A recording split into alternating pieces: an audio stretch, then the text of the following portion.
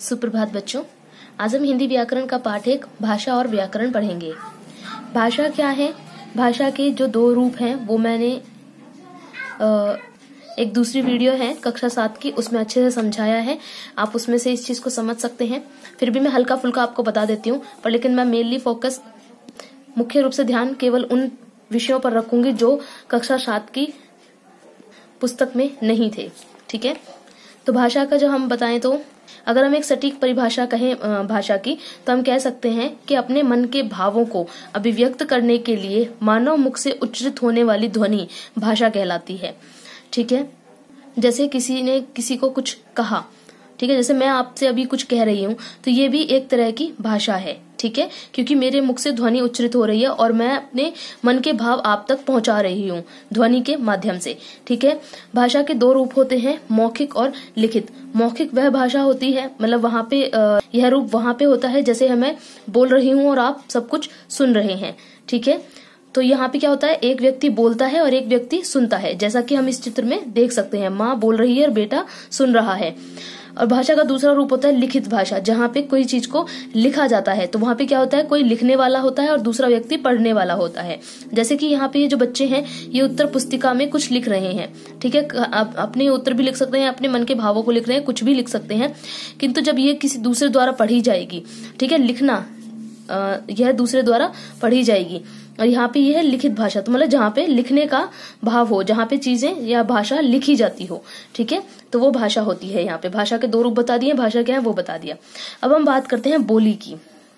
कहा गया है, कोस कोस पर पानी बदले, चार कोस पर बानी, अर्थात थोड़ी थोड़ी दूरी पर बदलने वाला भाषा का मौखिक व स्थानीय रूप बोली कहलाता है। ठीक है, भाषा का ही रूप होता है, जैसा कि हम जानते हैं, थोड़ी थोड़ी दूरी पर जहाँ लोग रह रहे हैं।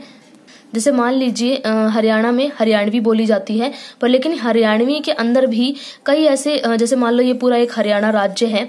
ठीक है, अब हरियाणा राज्य के अंदर भी यहाँ पे कोई और सी बोली बोली जाती है। भाषा नहीं, हम बोली की बात कर रहे हैं। ठीक है, भाषा की नहीं, भाषा हरियाणा की पूरी हरियाणवी है, पर लेकिन इसके अंदर भी थोड़ी थोड़ी दूरी पर ही रहने वाले लोगों की बोलियों में फर्क होता है। बोली मतलब कि जो बहुत छोटी सी जगह पे बोली जाती हो। ठीक है, और ये हर थोड़ी थोड़ी दूरी पर बदल जाती है। ये भाषा का एक मौखिक रूप होता है और स्थानीय रूप। ठीक है, स्थानीय मतलब कि जो बड़े तौर पे बोली जाती है वो होती है भाषा, और जैसे छोटे से जगह पे, जिसको कहते हैं कि ये तो लोकल लैंग्वेज है, इंग्लिश भाषा में ऐसा बोल देते हैं, या फिर जैसे कि कोई व्यक्ति है उसको कहते हैं तो लोकल आदमी है, यहीं का रहने वाला है।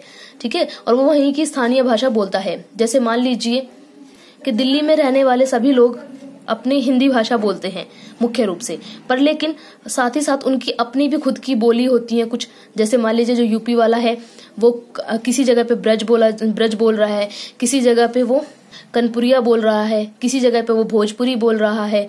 ठीक है, तो हर जगह पे वो बदलता रहता है, थोड़ा थोड़ा फर्क हर थोड़ी थोड़ी जगह पे आता रहता है बोली में। ठीक है, तो वो होती है बोली।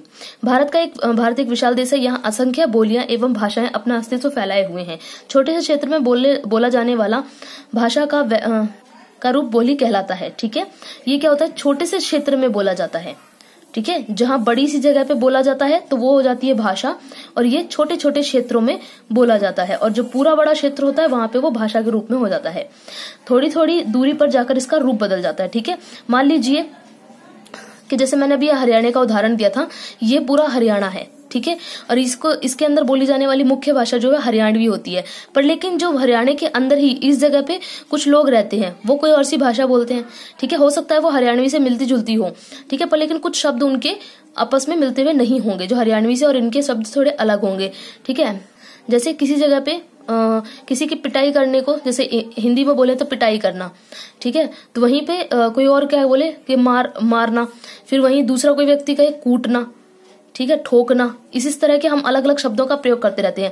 मान लीजिए यहाँ कोई व्यक्ति कुछ और कहता है, यहीं पे दूसरी जगह पे व्यक्ति कुछ और कहेगा, यहाँ वाला व्यक्ति कुछ और बोलेगा, तो ये अलग अलग क्या हो जाएंगी, बोलियां हो जाएंगी, क्योंकि ये छोटी छोटी जगहों पर, जैसे मान लीजिए एक समुदाय है।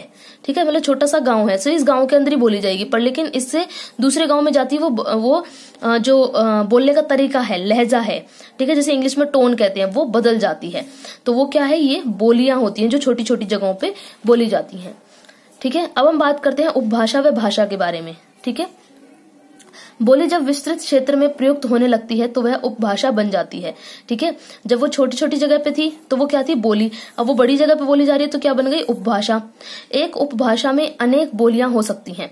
ठीक है, उपभाषा जो होती है उसके अंतर्गत कई सारी बोलियां हो सकती हैं। ठीक है, जब कोई साहित्यकार बोली में विशिष्ट साहित्य रचना प्रस्तुत करता है तब वह सर्वमान्य रूप धारण कर लेती है और बोली से उपभाषा का दर्जा पा जाती है। ठीक है, मान लीजिए कोई एक बोली है, ठीक है, छोटी सी जगह पे बोली जाने वाली सामान्य सी बोली है। अब किसी रचनाकार ने उसमें बहुत ही उसी बोली में एक बहुत ही सुंदर रचना कर दी जो कि इतनी होता है ना कि प्रसिद्ध हो गई, सभी लोगों के बीच में वो प्रसिद्ध हो गई। अब लोग उसमें लिखी हुई जिस बोली में वो लिखी गई है किताब, उसी बोली को अपनाना शुरू करते हैं, बोलने लग जाते हैं। तो वो क्या है, बोली से हट करके वो फिर उपभाषा का रूप लेने लगते हैं। जैसे उदाहरण हम ले सकते हैं रामचरितमानस का। अवधि जो कि एक बोली थी, ठीक है, उन्होंने तुलसीदास जी ने रामचरितमानस की रचना की, उन्होंने अवधी बोली में की है। ठीक है, पर लेकिन जब ये रामचरितमानस प्रसिद्ध हुई और सभी लोगों द्वारा पढ़ी जाने लगी तो धीरे धीरे अवधी बोली से हट करके उपभाषा का दर्जा मिल गया। ठीक है, इसे किसका दर्जा मिला, बोली से हट करके, बोली से और ऊपर बढ़ के उपभाषा का दर्जा मिल गया। भारत के संविधान में 22 भाषाओं का स्थान दिया गया है।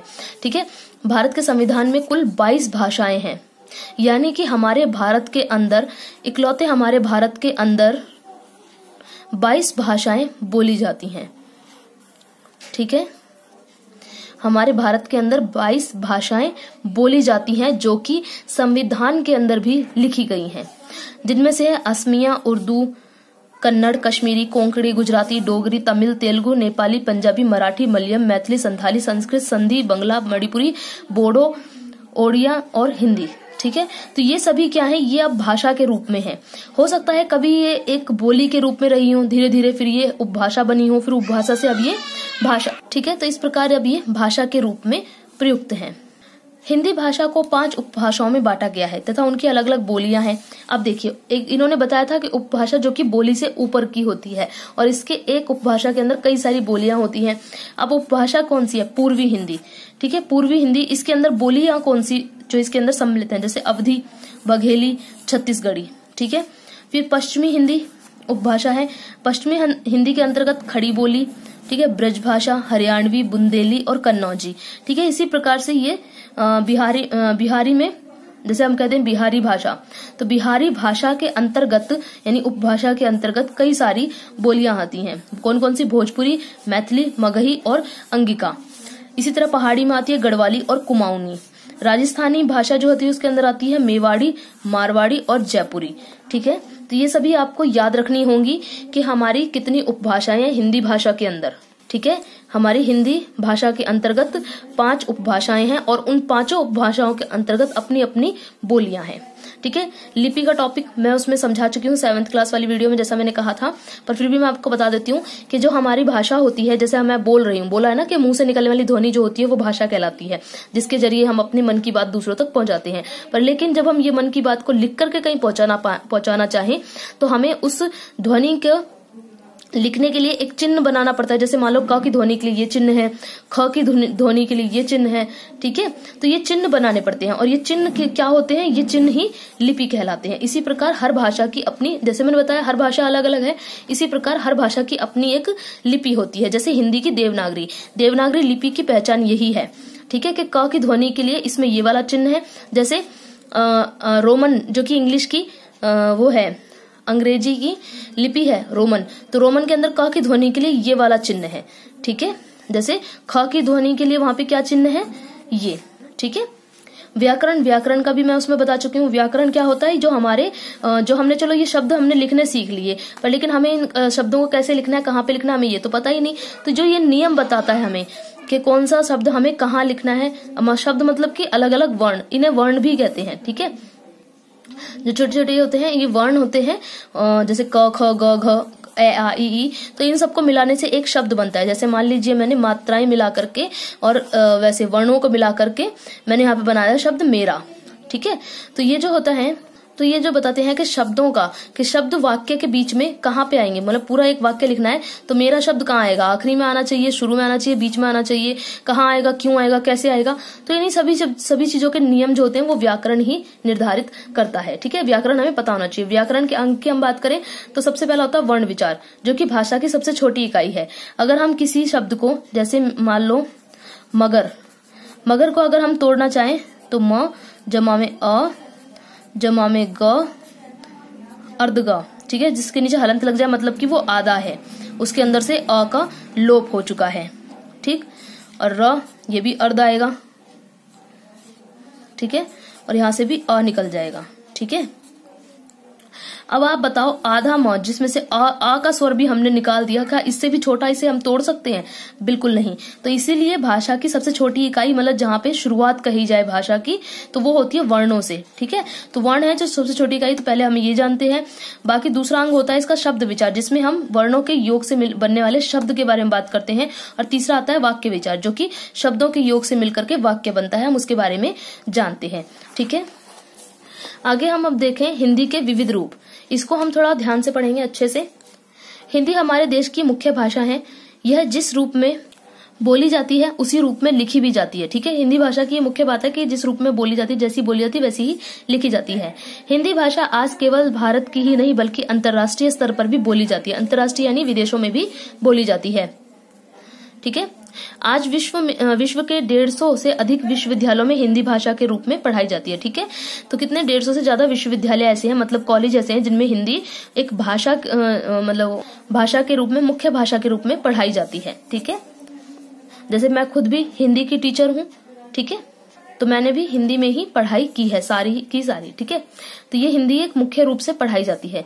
अब हम बात करते हैं राजभाषा की। किसी भी देश के राजकाज की भाषा राजभाषा कहलाती है। राजकाज की यानी कि जो भी जैसे पहले के समय में राजा होते थे, ठीक है, राजा और प्रजा। अब राजा जो होता है वो राजा जो राज कर रहा है वो किसी चीज का, तो उसका कोई व्यवस्था भी तो होगी ना राजपाट को चलाने की, तो उन सब चीजों के लिए वो हिंदी भाषा प्रयोग की जाती थी। ठीक है, तो राजकाज यानी कि पूरे प्रशासन को चलाने के लिए जो भाषा है वो भाषा, ठीक है, राजकाज यानी कि पूरे प्रशासन को चलाने वाली भाषा, उसे हम राजभाषा कहते हैं। ठीक है, कि मतलब हमारा जो पूरे देश का जो भी व्यवस्था है वो कौन सी भाषा में चले। अब मान लो कोई भी दस्तावेज होते हैं, ठीक है, तो वो सभी चीजें या आपस में जो बातचीत की जाती है वो सब चीजें कैसे होंगी, राजभाषा हमारी हिंदी कर दी थी, हिंदी में होंगी। हिंदी को 14 सितंबर 1949 को राजभाषा घोषित किया गया था। ठीक है, कब किया गया था? 14 सितंबर 1949 में। ठीक है, इसे घोषित तो कर दिया पर लेकिन पूरी तरह से लागू नहीं किया। इसलिए आजकल जैसे राजभाषा होने के बावजूद भी इंग्लिश अपने पूरे तरीके से पैर पसार चुकी है और सभी जगहों पे इंग्लिश से ही कार्रवाई की जाती है। ठीक है, राजभाषा घोषित किया गया था। यह केंद्रीय सरकार की राजभाषा होने के साथ साथ उत्तर प्रदेश, मध्य प्रदेश, बिहार, राजस्थान, हरियाणा आदि राज्यों में भी राजभाषा के रूप में प्रयोग में लाई जाती है। ठीक है, मुख्य रूप से कहाँ थी ये? केंद्रीय सरकार यानी कि दिल्ली में तो होती ही थी हिंदी में राजभाषा जो भी मतलब कार्रवाई होगी, जो सरकारी कार्यालय हैं सब जगह पे दस्तावेजों के लिए हिंदी ही भाषा प्रयोग की जाएगी दिल्ली में, पर लेकिन उसके साथ साथ उत्तर प्रदेश, मध्य प्रदेश, बिहार, राजस्थान और हरियाणा इन सभी राज्यों में भी हिंदी को ही राजभाषा के रूप में नियुक्त किया गया। अन्य राज्यों में इसलिए नहीं कर सकते थे क्योंकि वहां पे मुख्य रूप से हिंदी नहीं बोली जाती थी। जैसे कि हम दक्षिण भारत की तरफ अगर हम देखें, जैसे साउथ इंडिया की तरफ अगर हम देखें तो वहां पे हिंदी भाषा इतने प्रमुख तौर पे नहीं है। ठीक है, अब हम बात करते हैं राष्ट्रभाषा। ऐसी भाषा जिसे राष्ट्र के सब लोग प्रयोग करते हों राष्ट्रभाषा कहलाती है। हिंदी हमारे देश की राष्ट्रभाषा है। इसका प्रचार, प्रसार और प्रचलन देश के चारों ओर है। ठीक है, देश में चारों ओर है। हमारे देश में सभी जगह पे हिंदी बोली समझी जाती है। ठीक है, बोली भी जाती है, लिखी भी जाती है और समझी भी जाती है। ठीक है, ये एकमात्र ऐसी भाषा है, इसलिए ये हमारे देश की राष्ट्रभाषा है। ठीक है, अब हम बात करते हैं कार्यालय ये संपर्क भाषा। राजभाषा व राष्ट्रभाषा होने के कारण हिंदी का प्रयोग विभिन्न कार्यालयों में किया जाता है। यह हमारे देश में संपर्क भाषा के रूप में अपना विस्तार फैला चुकी है। किस रूप में? संपर्क भाषा के रूप में। संपर्क यानी कि एक दूसरे से बातचीत करने वाली भाषा। ठीक है, मान लीजिए हम किसी और राज्य में चले जाएं तो वहां पे भी हम हिंदी भाषा में बात कर सकते हैं। ठीक है, तो ये संपर्क कर सकते हैं हम किसी भी व्यक्ति से इसी भाषा में। इसकी लोकप्रियता के कारण रेडियो, दूरदर्शन, चलचित्रों, कार्यालयों, पत्र पत्रिकाओं आदि में हिंदी का प्रयोग बढ़ता जा रहा है। ठीक है, अब सभी जगह पे क्योंकि हिंदी भाषा बोली भी जाती है, समझी भी जाती है, इसीलिए जो हमारे जो चलचित्र यानी कि फिल्म होती है, नाटक वगैरह सब कुछ, कार्यालय जो होते हैं सरकारी कार्यालय, अब दूरदर्शन है, दूरदर्शन पे जो भी हमारे नाटक वगैरह आते हैं वो सभी, रेडियो है, रेडियो पे जो भी हमारे गाने वगैरह जो भी कुछ आते हैं, पत्र पत्रिकाएं जो आती हैं सभी की सभी हिंदी भाषा में ही आती हैं। ठीक है, क्योंकि हिंदी भाषा मुख्य रूप से बोली भी जाती है और समझी भी जाती है। ठीक है, तो देखो हिंदी पूरे देश में बोली जाने वाली, सभी जगहों पे इसी में कार्यालय वगैरह सब जगहों पे इसी भाषा में काम होगा, और साथ ही साथ ये संपर्क भाषा भी है। ठीक है, तो ये हिंदी हमारे देश में एक रूप से नहीं कई रूप से जुड़ी हुई है, इसलिए ये हमारी मातृभाषा है, क्योंकि हमारा हिंदुस्तान ही है जो कि हिंदी भाषा से बना है। ठीक है, तो यहाँ पे हिंदी ही हमारी प्रमुख है। हिंदी के प्रयोग व प्रचलन को बढ़ावा देने के लिए उसके साथ अंग्रेजी या स्थानीय भाषा का अनुवाद भी संलग्न किया जाता है। ठीक है, अब क्या होता है, हमारी हिंदी भाषा है उसको और अधिक बढ़ाने के लिए क्या करते हैं, अंग्रेजी भाषा जो है, ठीक है, या फिर कोई और भी भाषा, स्थानीय भाषा, जैसे मैंने बोला था ना, जिसको स्थानीय भाषा कौन सी थी, बोली, जिसको भी मैंने बताया था, जो कि स्थानों पे बोली जाती है, छोटे छोटे स्थानों पर बोली जाती है। ठीक है, तो बोलियों में अगर मान लो कोई रचना है, ठीक है, कोई किताब है, कोई नॉवेल है, कहानी है, वो किसी को पढ़ने का मन कर रहा है, पर लेकिन वो कैसे पढ़े, अंग्रेजी में कोई है उसे वो कैसे पढ़े, तो उसका क्या है, इन सभी का हिंदी में अनुवाद किया जा रहा है। क्यों किया जा रहा है, क्योंकि हिंदी भाषा सबसे ज्यादा बोली जाती है और समझी जाती है। ठीक है, तो इसलिए इनका अनुवाद भी किया जा रहा है। तो ये थी राजभाषा क्या है, राष्ट्रभाषा क्या है, कार्यालय या फिर संपर्क भाषा क्या है, ये मैंने आपको अच्छे से बता दिया है पूरा डिटेल में। और इधर साइड में व्याकरण, लिपि, ठीक है, बोली और उपबोली, बोली, उपभाषा और भाषा, ये सब चीजें भी मैंने आपको अच्छे से बता दी हैं। अब आप इसका अभ्यास बड़े ही आराम से कर सकते हैं। फिर भी अगर आपको इसका अभ्यास करने में कोई परेशानी या कठिनाई हो तो मुझे व्हाट्सएप पे मैसेज करके पूछ सकते हैं।